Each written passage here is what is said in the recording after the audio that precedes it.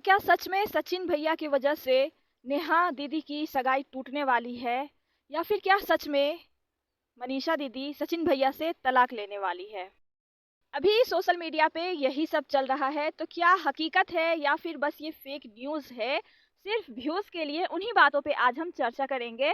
तो इस सबसे पहले अगर आप हमारे चैनल पे नए हैं तो प्लीज़ मेरे चैनल को सब्सक्राइब कर लीजिए, क्योंकि मेरे चैनल पे आपको हर तरह की वीडियो देखने को मिलेगी। तो सबसे पहले आप लोग को मैं जानकारी दे दूं कि जो सचिन भैया है वो अभी हॉस्पिटल में भर्ती है। उनकी हालत बहुत ही ज़्यादा नाजुक बनी हुई है और वो बहुत ही ज़्यादा बीमार हो गए हैं। और अगर सूत्रों की माने तो मनीषा दीदी अपने मायके चली गई है सचिन भैया को छोड़ करके, और उनका कहना है कि अब वो तलाक लेगी सचिन भैया से, क्योंकि मनीषा दीदी का कहना है कि अब वो और ज़्यादा यहाँ पे बेइज्जत नहीं होगी और जलील नहीं होना चाहती है। क्या ये बात सही है? कहाँ तक सही है? चलिए इसी बात पे मैं बात करूँगी। तो सब लोग बोल रहे हैं कि सचिन भैया जो है वो देवदास बने फिर रहे हैं नेहा दीदी की वजह से। तो सबसे पहले मैं आपको ना एक बात बताती हूँ। आज से 3 महीने पहले ना मनीषा दीदी फ़ोन की थी नेहा दीदी को, और उनको ना बहुत ही ज़्यादा भला-बुरा कहा था कि मेरे हस्बैंड से दूर रहो, खुद के पति को तो खा गई हो और अब मेरे पति के पीछे पड़ी हुई हो। तो नेहा दीदी ने भी इसका करारा जवाब दिया था कि तुम्हारा पति होता कौन है? करोड़ों लोग, करोड़ों लड़के मेरे पीछे लाइन लगे हैं मेरे से शादी करने के लिए।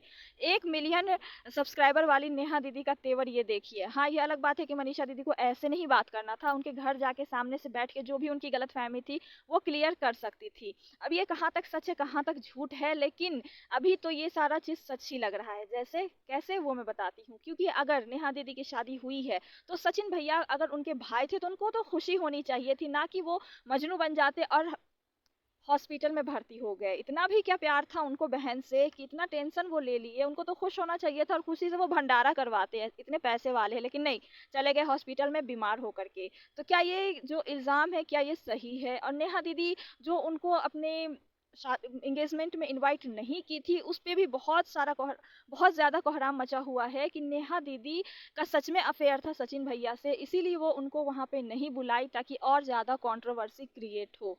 या फिर ये भी बोल सकते हैं कि जब से ये लोग लाइमलाइट में आए अपने भाई बहन के रिश्ते को लेकर के, उसके बाद से ही नेहा दीदी इन लोग के चक्कर में नहीं पड़ी और दरकिनार हो गई।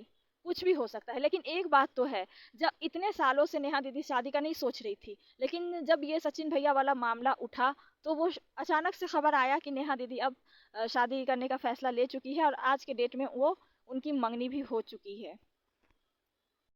रही बात मनीषा की, तो मनीषा को मैं एक ही चीज़ बोलना चाहूँगी कि आप बहुत ही ज़्यादा मासूम हैं। आप लोगों की बहकावे में आ जाते हैं। मान लेते हैं कि अगर सचिन भैया से गलती हो भी गई, वो एक तरफ़ा प्यार करने लगे या फिर क्या पता दो तरफ़ा, अगर वो प्यार करने लगे हैं तो उनका अभी आपको सपोर्ट करना चाहिए, क्योंकि जिससे वो प्यार करते थे वो तो अब किसी और की बीवी होने वाली है। तो अब सचिन भैया कुछ भी नहीं कर सकते हैं। तो मनीषा दीदी, आप समय रहते अपने रिश्ते को सुधार लीजिए, क्योंकि सचिन भैया के पास जो आपको पहचान मिली वो शायद सचिन भैया के पास आने से पहले आपकी कोई पहचान नहीं थी। हाँ, यूट्यूबर बने आप तभी आपको सब जानते हैं, तभी आपका जो चैनल है सचिन मनीषा ब्लॉग, तो सचिन मनीषा के नाम से ही हम आपको जानते हैं और मनीषा सचिन के नाम से ही हम सचिन भैया को जानते हैं। तो जो हो गया सो हो गया। हर इंसान को एक मौका मिलना चाहिए।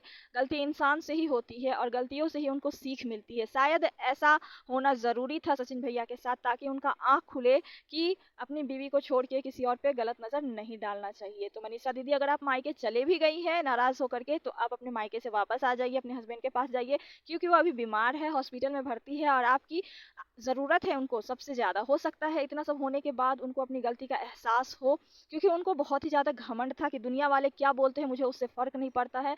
नेहा तिवारी जो है मुझसे बात करती है, लेकिन नेहा तिवारी ने भी उनके ऊपर रख के तमाचा मारा है अपने एंगेजमेंट में ना बुला करके। तो वो उन्हीं उनको लगता है कि उनकी बेइज्जती हुई है। लोग जो बोलते थे उनसे उनको फ़र्क नहीं पड़ता था, लेकिन जो उनको ना बुला करके जो उनका अपमान हुआ है, उस चीज़ का उनको इतना फ़र्क पड़ा कि उसका इफ़ेक्ट उनके सेहत पे भी देखने को मिल रहा है।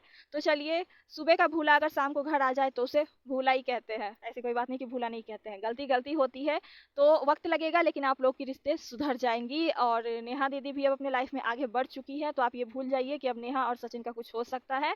तो मनीषा दीदी, खुश रहिए। और जो भी मेरे इस बात से सहमत है, आप लोग प्लीज़ कमेंट कीजिएगा, क्योंकि बहुत सारा ऐसे वीडियो मैं देख रही हूँ जो बस भड़काने का काम कर रहे हैं और उकसाने का काम कर रहे हैं। कोई ये नहीं चाहता है कि घर ना टूटे। सब बोल रहे हैं सचिन ने धोखा दिया, मनीषा को छोड़ देना चाहिए। शादी जो है बहुत बड़ा एक वो है, उसको तमाशा नहीं बना सकते कि हाँ शादी कर ली अब तोड़ लेते हैं। बहुत फूक फूक के इंसान को कदम रखना पड़ता है अपनी ज़िंदगी, शादीशुदा ज़िंदगी को बचाने के लिए। वेल, इसमें आपकी क्या राय है, आप क्या सोचते हैं? अपनी राय हमें कमेंट ज़रूर कीजिएगा। Good day, take care and bye bye.